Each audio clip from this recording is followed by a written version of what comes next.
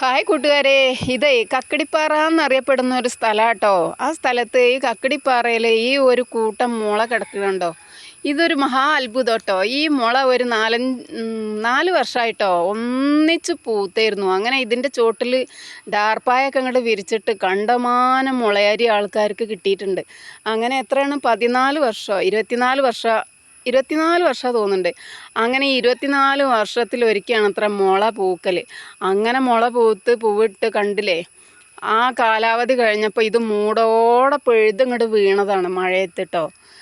അങ്ങനെ അതൊരു സെറ്റ്. പിന്നെ ഇതാ ഇവിടെ ഇങ്ങനെ മൂടോടെ പിഴുത് മാറ്റി വെച്ച വലിയൊരു പാലമരത്തിൻ്റെ കുറ്റി.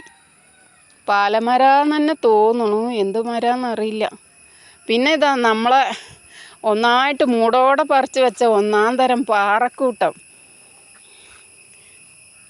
ഇത് കണ്ടോ. ഇതാണിപ്പോൾ ഈ കക്കടിപ്പാറത്തെ വിശേഷം. ഇവിടെ വെറും പാറ ആയതുകൊണ്ട് തന്നെ ആയിരിക്കും കക്കടിപ്പാറ എന്നൊരു പേരും വന്നിട്ടോ കൂട്ടുകാരെ.